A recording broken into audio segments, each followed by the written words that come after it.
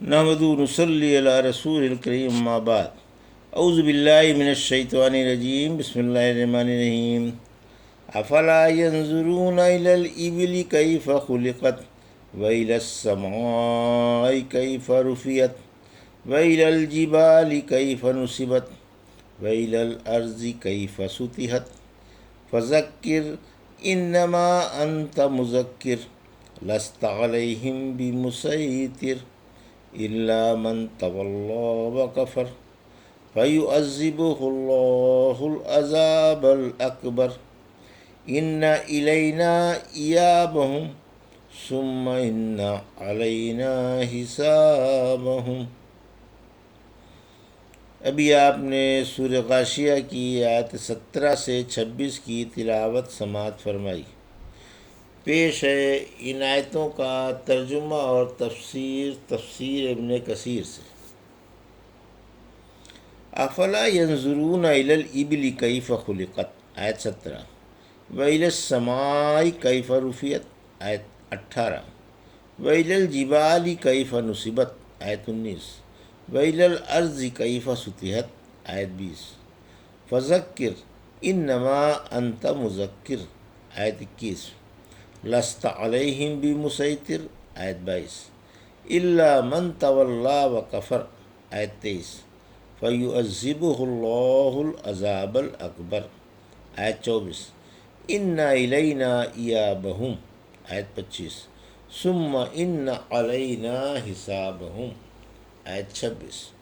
ترجمہ: کیا یہ اونٹ میں غور نہیں کرتے کہ کس طرح پیدا کیا گیا ہے، اور آسمان کو نہیں دیکھتے کہ کیسے بلند کیا گیا ہے، اور پہاڑوں کو نہیں دیکھتے کہ کس طرح نصب کیے گئے ہیں، اور زمین کو نہیں دیکھتے کہ کیسے بچھا دی گئی ہے۔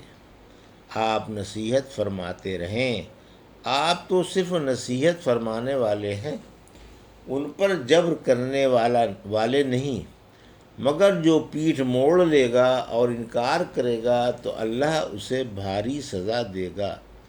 دیکھو ہمارے ہی پاس انہیں آنا پڑے گا، پھر ہم ہی ان سے باز پرس کریں گے۔ یہ تھا ترجمہ سورہ غاشیہ کی آیت 17 سے 26 کا تفسیر۔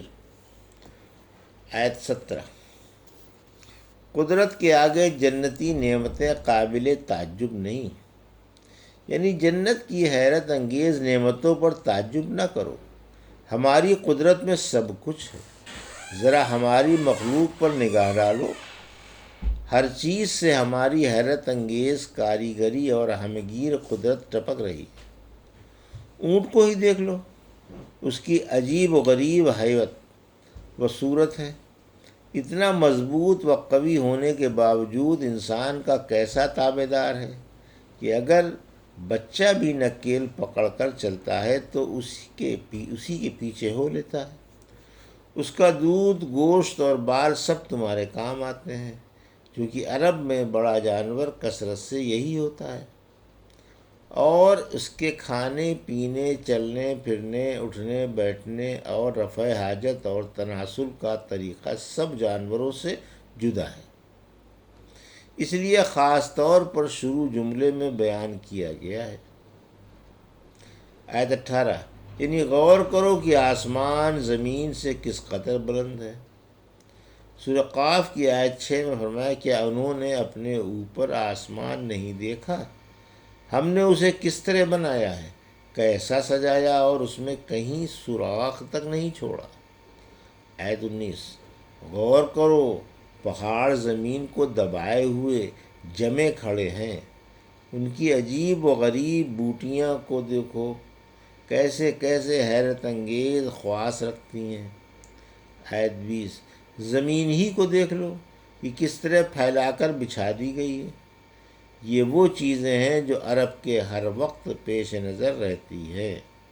ایک دیہاتی جو اونٹ پر سوار ہو کر نکلتا ہے، اس کے نیچے زمین اور اوپر آسمان، سامنے پہاڑ، اور خود اونٹ پر سوار ہے۔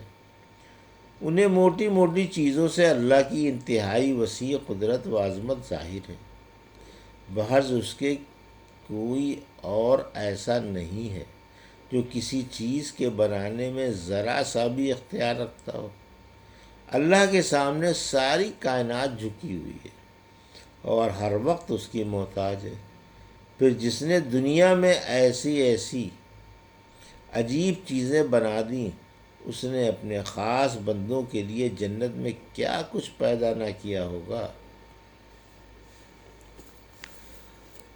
زمام بن شعبہ کا واقعہ۔ انس اس طرح فرماتے ہیں، چونکہ ہمیں زیادہ پوچھ گچھ سے روک دیا گیا تھا، اس لیے ہمیں طلب رہتی تھی کہ باہر کا کوئی دانا شخص ہماری موجودگی میں آپ سے سوال کرے اور ہم جواب سنیں۔ ایک دن ایک دیہاتی کہنے لگا کہ آپ کے آدمی ہم سے کہتے ہیں کہ آپ فرماتے ہیں اللہ نے آپ کو رسول بنایا ہے۔ فرمایا ٹھیک ہے۔ پوچھا آپ کس نے آسمان کس نے بنائے؟ فرمایا اللہ نے۔ پوچھا زمین کس نے بنائی؟ فرمایا اللہ نے۔ بولا پہاڑ کس نے گاڑے؟ فرمایا اللہ نے۔ بولا مفید چیزیں کس نے پیدا کیں؟ فرمایا اللہ نے۔ بولا آپ کو اس اللہ کی قسم جس نے زمین و آسمان بنائے اور پہاڑ گاڑے، کیا اللہ ہی نے آپ کو اپنا رسول بنا کر بھیجا ہے؟ فرمایا ہاں۔ بولا آپ کے قاصد یہ بھی کہتے ہیں کہ ہم پر روزانہ 5 وقتہ نماز فرض ہے۔ فرمایا ٹھیک ہے۔ بولا اللہ کی قسم جس نے آپ کو رسول بنا کر بھیجا ہے، کیا یہ اللہ کا حکم ہے؟ فرمایا ہاں۔ بولا اور یہ بھی کہتے ہیں کہ ہمارے مال میں زکوٰۃ فرض ہے۔ فرمایا ٹھیک ہے۔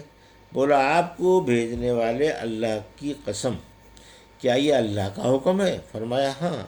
بولا اور یہ بھی کہتے ہیں کہ مقدور والے مسلمان کو حج کا بھی حکم ہے۔ فرمایا ٹھیک ہے۔